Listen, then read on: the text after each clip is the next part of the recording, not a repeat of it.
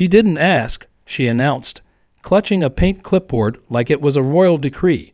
This woman, this self-appointed queen of the HOA, walked up my driveway and said, "My daughter's wedding is next Saturday, and we'll be using your pool for the reception." I thought it was a joke, maybe a weird neighborhood prank, but nope. Karen was dead serious. According to her, since our homes were part of the same HOA, that meant shared community facilities, which apparently now included my fenced-in, personally maintained, chlorine-balanced, not at all shared backyard pool. Before I could get a word in, she tapped her clipboard, adjusted her sunglasses, and said, "I'll be sending my niece to set up some towels and refreshments. Make sure the gate is unlocked." Then she turned around and strutted off like she just negotiated world peace. That was the moment I knew I was about to go nuclear. With Jello, I stood there for a solid 30 seconds, stunned. My golden retriever, Baxter, even tilted his head in confusion. Had I just hallucinated that entire interaction? Nope. Karen's heels were still clicking down the pavement like she owned the block. I walked to the side gate and looked at my pool. Clean. Blue. Perfect. It had taken me an entire spring to renovate it. Thousands of dollars, hours of scrubbing, sealing, and testing. And now, out of nowhere, it was apparently the splash pad for a stranger's wedding. I laughed out loud, more out of disbelief than humor. She really thought I was just going to roll over and let it happen. She had no idea who she was messing with. I wasn't even anti-wedding. I had nothing against the bride, whoever she was. I didn't even know her name. I just knew she was Karen's daughter, and she was apparently planning on guests diving into my private pool like it was a resort amenity. No one had asked. No invitation had been offered. Just pure entitled expectation. It was like they thought my property was an extension of their Pinterest board. I texted my neighbor Jason, who lived 2 doors down, the one hosting the wedding, and asked if he knew about this. He replied, "Wait, what? Karen said you offered the pool." That confirmed it. She wasn't just entitled. She was lying too. That night, I sat on my patio chair with a cold drink and a dark plan brewing. I remembered the stack of Jello boxes sitting in the back of my pantry. It had been a clearance sale. Red cherry. Dozens of them. I'd always planned to use them for some wacky backyard event that never happened. But now they had a purpose. The kind of petty, jiggly purpose that felt like the perfect middle finger to Karen's arrogance. I started Googling how much gelatin it would take to fill a 20,000-gallon pool. The answer was both absurd and somehow perfect. I didn't need the whole thing to be solid, just thick enough to ruin any idea of swimming. I would start with the shallow end, let it sit overnight, paint a picture of absolute absurdity. The next morning, I was at the hardware store, stocking up on buckets and industrial cooking pots. The cashier gave me a weird look as I unloaded what must have been over 200 boxes of gelatin onto the belt. I just grinned and said, "Pool party." He laughed. He had no idea. Over the next few days, I worked in secret. Late at night, early in the morning, whenever Karen wasn't around, I'd boil water, mix in the powder, and pour it into the shallow end, section by section. I even used a giant painter's paddle to stir the mix for maximum coverage. Baxter watched me from the deck, head cocked in judgment, but I was committed. This wasn't just about ruining Karen's plans. It was about standing up to the insanity that had slowly been creeping through our HOA ever since Karen had gotten herself acting president status. By day 4, the entire shallow end looked like a red ocean, shiny, slippery, and utterly useless for swimming. I tested it by dropping a tennis ball onto the surface. It bounced. Victory. I set up cameras just in case. I printed out a laminated sign. Caution. Experimental dessert cooling in progress. And I waited. The following morning, just as predicted, Karen's niece showed up. She was maybe 16, dressed in designer clothes, and carrying a bag filled with beach towels and plastic flamingo floats. She strolled up to the gate, clearly expecting a party-ready pool. She opened it, walked in, and stopped. Her jaw literally dropped. "What the heck is this?" she said, poking the Jello with her foot. "Is this jelly?" She looked around like it might be a prank. I walked out holding a mixing spoon and said, You're just in time to help with the garnish." She left in a hurry. 15 minutes later, I heard Karen screaming from across the street. It started as a shriek, then evolved into a full-blown monologue of rage. I didn't even flinch. I just sat there, stirring my Jello like a villain from a cartoon. She stomped over, red in the face, pointing at my pool as if she were trying to curse it. "You ruined the wedding. This is vandalism," she yelled. "Actually," I replied, "this is culinary art. Besides, it's my pool on my land. You made the mistake of assuming otherwise." She didn't know what to say.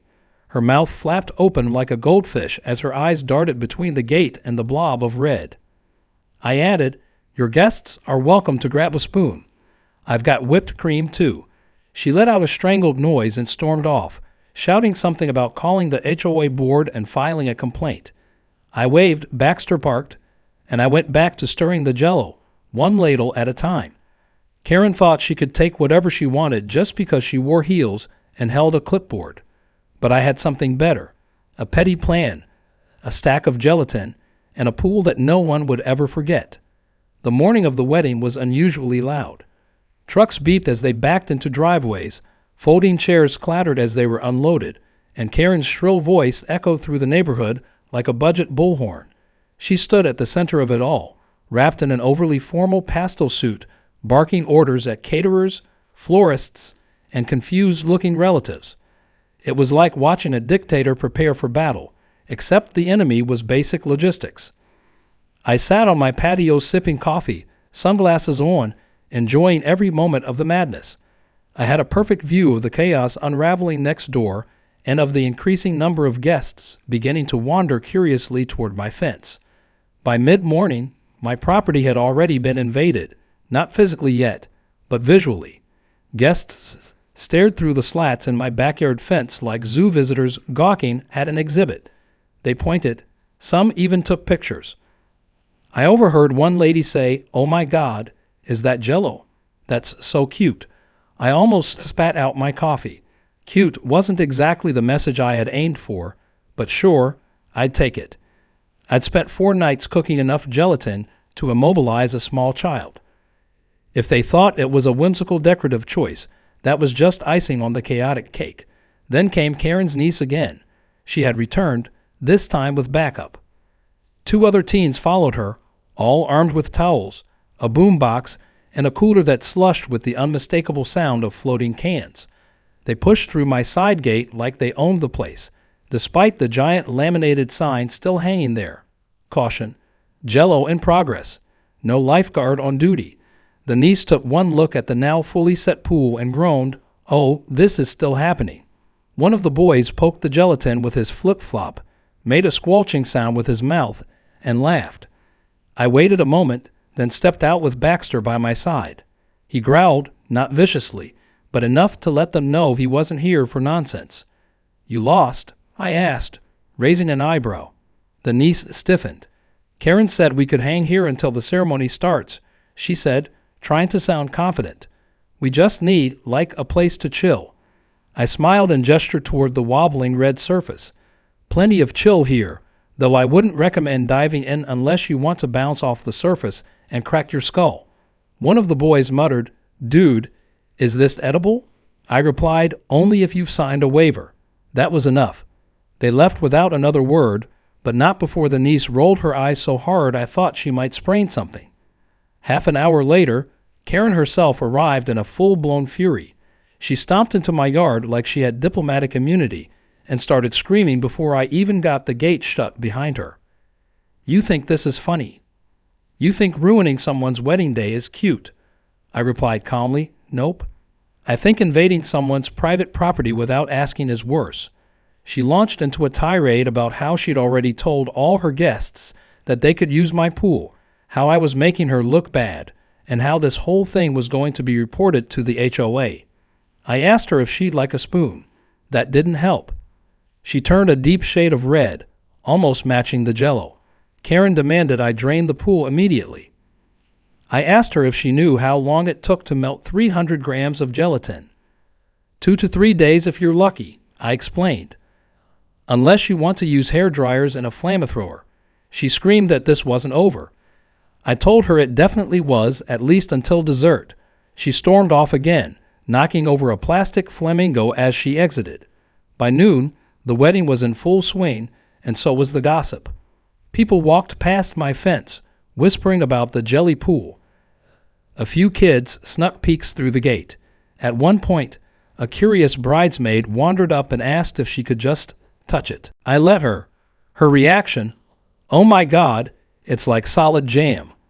She took a selfie and walked off laughing. I could hear her showing the picture to the other bridesmaids, all of whom burst out laughing and started referring to it as Karen's Kool-Aid disaster.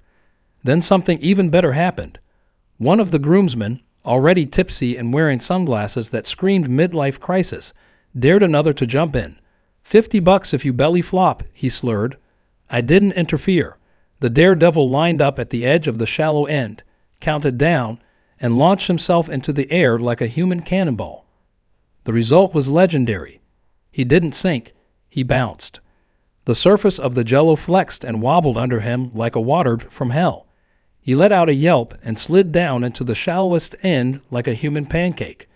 Everyone lost it. Guests were recording on their phones. Even the bride, watching from the deck next door, burst into laughter. That was the exact moment Karen emerged from the garage and saw it all. She shrieked like someone had stabbed her cake. She ran over, grabbed the groomsman's arm, and screamed about lawsuits, liability, and gelatin-related brain injuries. The guy just laughed and shouted, "Best wedding ever," before walking off with a wobbling towel draped over his shoulder. Karen turned to me like it was my fault. "You're going to pay for this," she spat. I said, "You're welcome. That man just turned your boring reception into viral gold." I gestured toward the rows of phones filming from every angle. Smile. "You're trending." Minutes later, the videos started spreading. Karen's Jello pool, HOA gone wild, and when a wedding meets a dessert disaster became the top 3 hashtags in our zip code. The HOA Facebook page was lit up with comments ranging from "Karen strikes again" to "This man is a legend." Someone made a meme of Karen with a spoon photoshopped into her hand and the words "Taste Justice" below it. She didn't come back for the rest of the afternoon. Instead, she retreated into the house, probably to rage-type emails and summon the remaining scraps of her dignity. Meanwhile, the party next door devolved into a mix of awkward dancing, passive-aggressive speeches, and people sneaking off to my fence to laugh at the wobbling Jello. I had officially hijacked the vibe of an entire wedding without ever leaving my own backyard, and I wasn't done yet. The best revenge is served cold, and mine was chilling beautifully, one jiggle at a time. By the next morning, the neighborhood was buzzing, not just with leftover wedding trash and wilting roses, but with whispers. The videos had spread faster than Karen's gossip chain. Teenagers on bikes circled my street like it was a tourist attraction.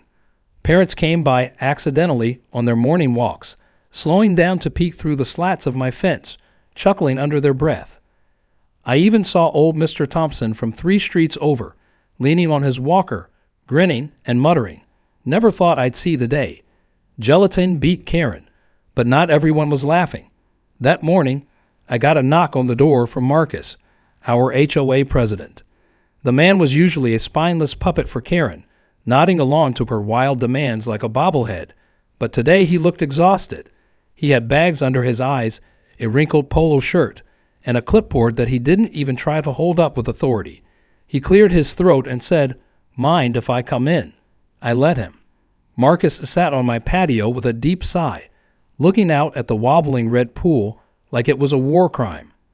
I waited, arms crossed. He finally said, "Karen called an emergency board meeting this morning. She's trying to file a formal complaint." I raised an eyebrow. "For what? Making dessert?" He ignored the sarcasm. "She says you sabotaged a community event, humiliated her family, and created an unsafe environment." I chuckled. "You mean the environment she wasn't invited into, had no permission to use, and publicly claimed was hers?" Marcus rubbed his temple. "Look, I know Karen's intense, but we've got a lot of heat from this.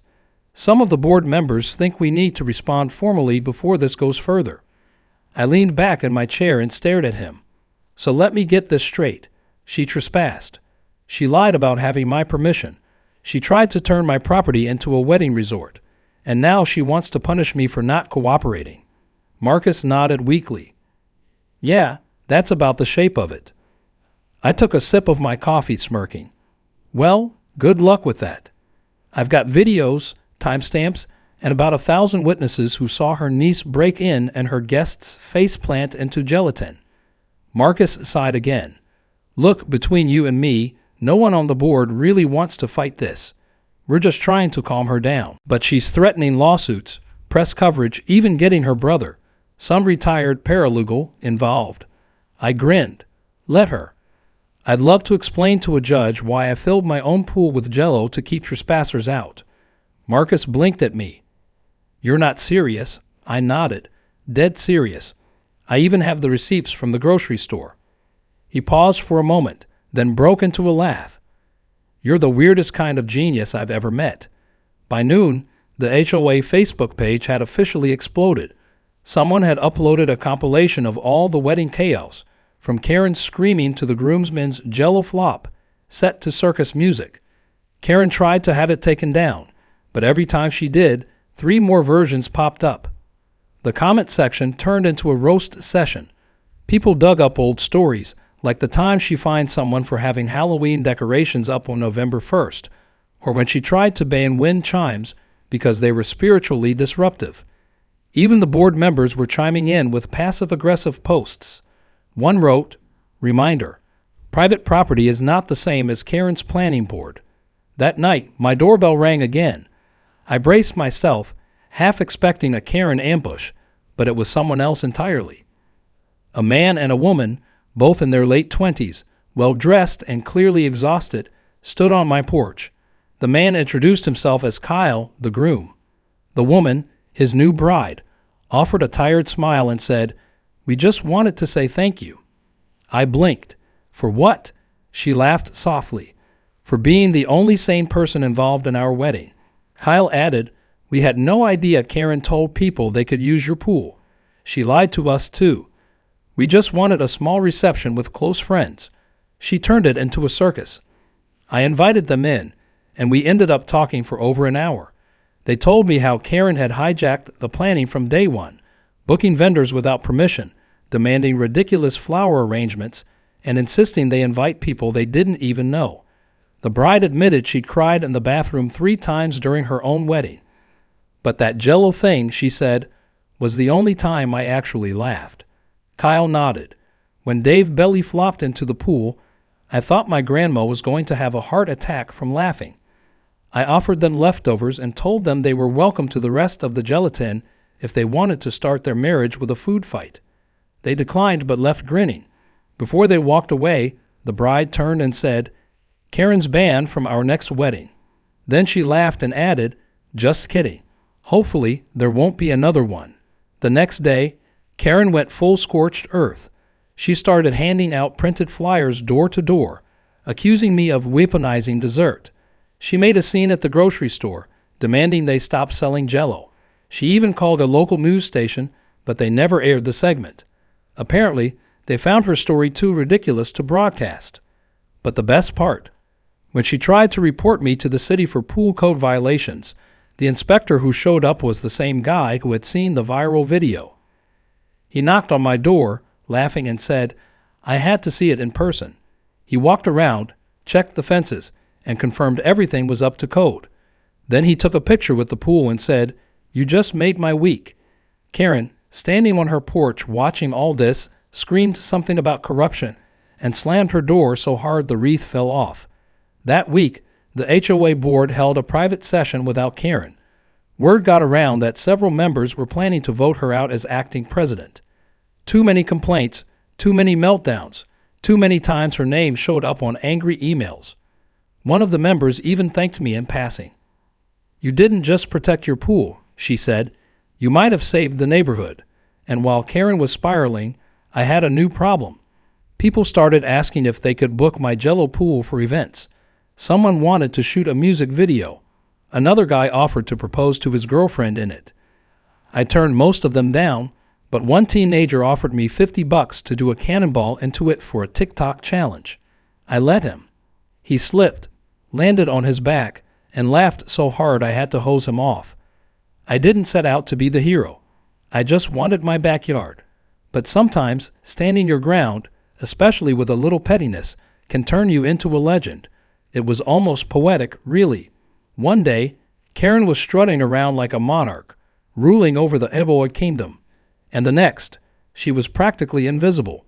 Her usual morning routine of marching past houses and inspecting lawns with that signature judgmental stare had stopped completely. Her social media had gone dark. Her porch light remained off at night, and even the little sign that said HOA business only hanging by her door had mysteriously vanished.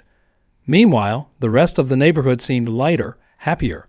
The absence of her presence felt like someone had finally taken the batteries out of a fire alarm that had been beeping for years. But just because Karen was quiet didn't mean the fallout was over.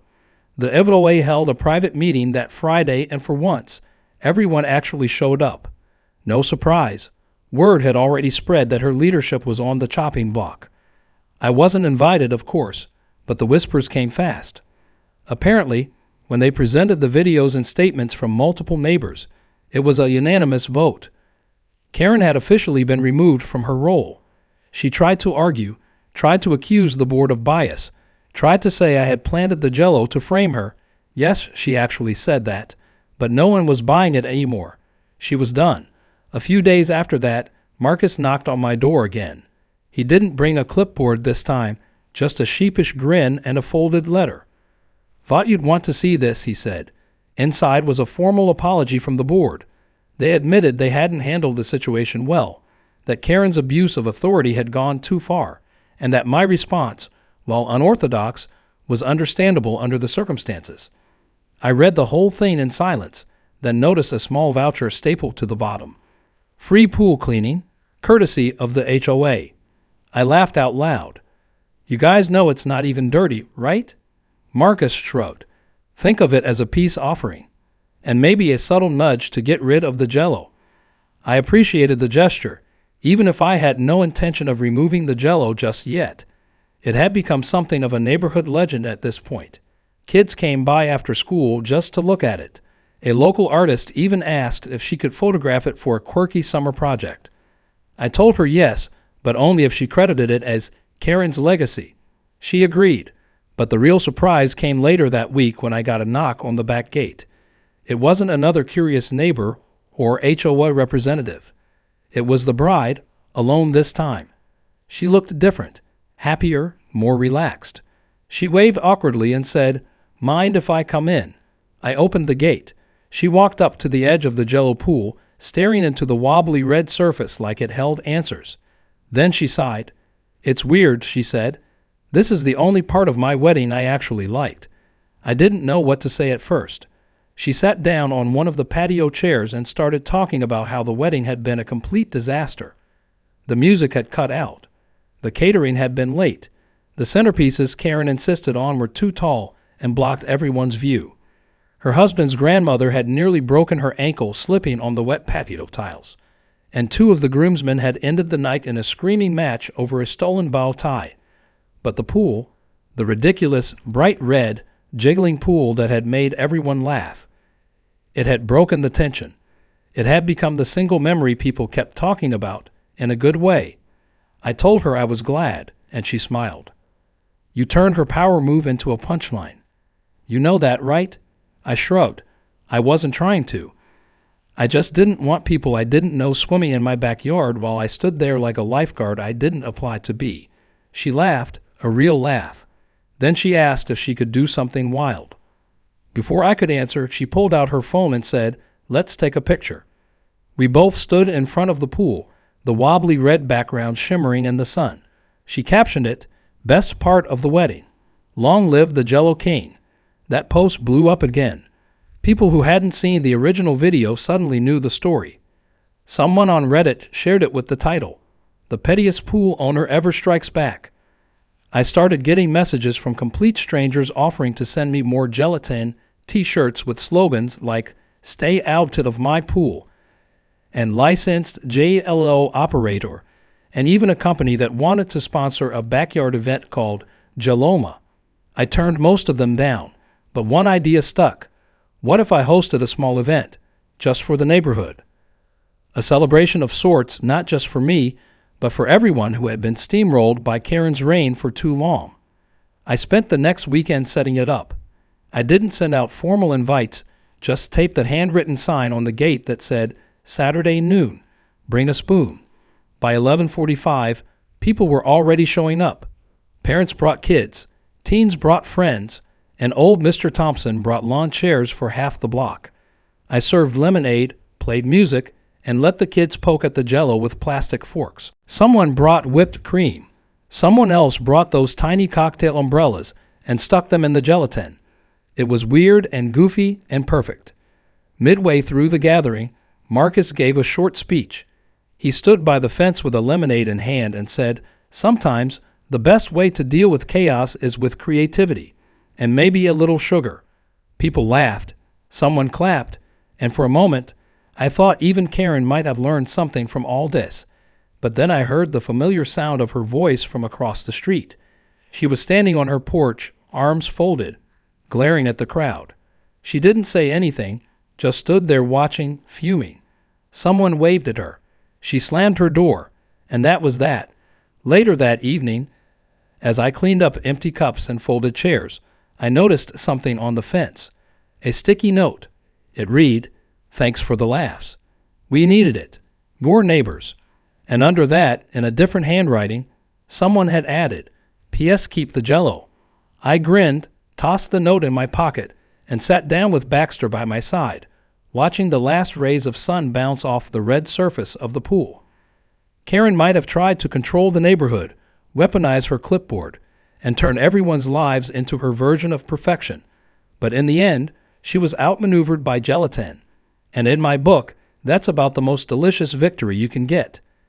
2 weeks after the wedding disaster, just when I thought the chaos had finally cooled down like a properly chilled Jello mold, a manila envelope arrived on my doorstep. It was sealed tight, thick with printed pages, and stamped with the letterhead of some legal office I'd never heard of.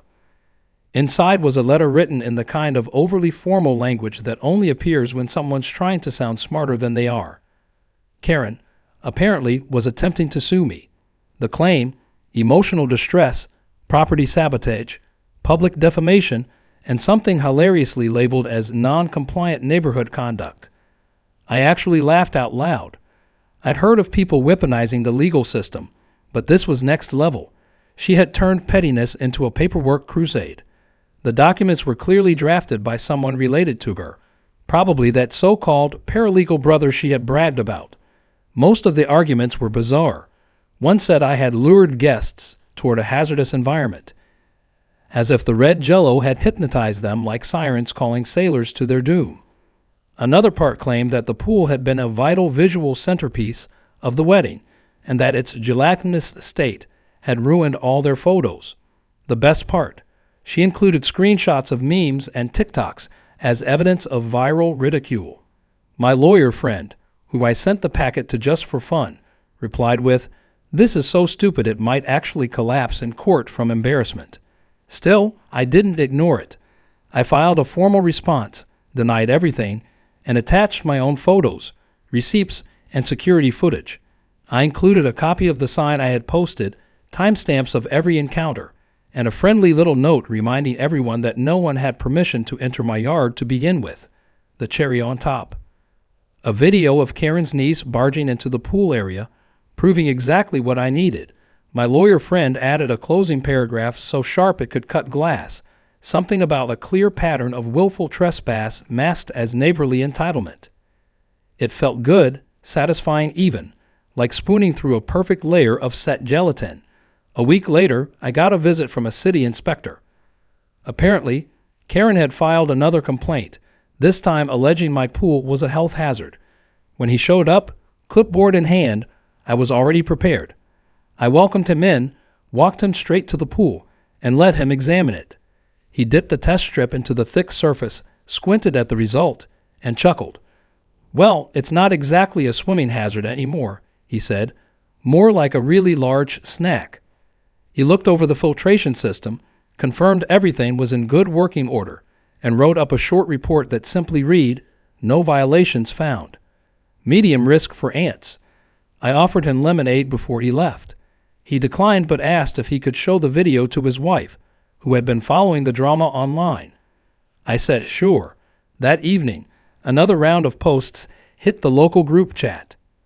Someone snapped a picture of the inspector kneeling by the pool, laughing. The caption read, "When the city's on your side and they are hungry." Karen didn't stand a chance. Her reputation, once bolstered by her aggressive HOA campaigns and perfectly trimmed roses, was now reduced to a community punchline. In the following days, the HOA finalized its new amendments. Marcus personally handed me a copy and pointed out the new clauses. One prohibited any unauthorized events that spill into non-HOA land. Another banned using private property as an implied amenity during social functions. And tucked humorously at the end, a new rule, labeled informally as the Gelatin Clause, stated, "Any decorative or culinary alterations to a private pool do not constitute community infringement, provided they are safely contained." I didn't write it, but I sure appreciated the nod. Karen, for the most part, went radio silent. Her house lights stayed off more often than not. She stopped attending HOA meetings. Her once weekly email blasts, full of neighborhood critiques, were nowhere to be found. Occasionally, I'd spot her through the blinds, peeking out like a sitcom villain who just got foiled by a banana peel. Meanwhile, I leaned into the fame. I had no choice, really. People kept tagging me in content, asking for Jello recipes, requesting permission to recreate the stunt, and even suggesting I launch a line of pool-themed gelatin mixes. I declined the business ideas, but one suggestion stuck. Every year, around the same date, I would throw a party. A quiet, goofy, harmless backyard gathering. Nothing fancy. No DJs, no flamingo floaties. Just neighbors, lemonade, snacks, and a fresh batch of Jello in the pool. I wouldn't drain it anymore. I'd pour a new layer, a different color every time. Maybe green one year, purple the next. I even installed underwater lights to give it a weird glowing effect after sunset. People loved it. Kids would take pictures. Adults would laugh and shake their heads. It became a tradition. They called it Jiggle Fist. The following year, something unexpected happened. The bride, yes, the same one, returned, not just to visit, but to film something. She had started a small YouTube channel with her husband, mostly comedy and wedding planning fails. They wanted to feature my pool and tell the story from their side. I agreed. The video went viral in less than a week. It was honest, hilarious, and surprisingly heartwarming. The comments were full of people cheering for me, roasting Karen, and begging for more stories. Some even shared their own Karen tales. It was like a virtual support group for the neighborhood roamed. But the best moment came months later when I saw something small but satisfying. Karen's house had a "For SALE" sign out front. No announcement, no farewell party, no dramatic last-minute speech. Just a quiet, unceremonious retreat. Word had it she was moving to a new development across town, one without an HOA. That irony was delicious.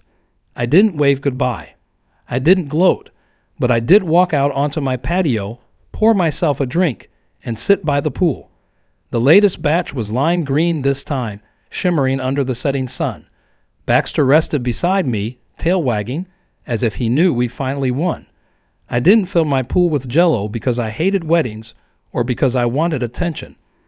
I did it because someone crossed the line, because they acted like my space was theirs, because they thought consequences didn't apply to clipboards and condescension. But mostly, I did it because sometimes, just sometimes, the weirdest solution is the most satisfying one, and in a world full of Karens, a little gelatin justice goes a long way.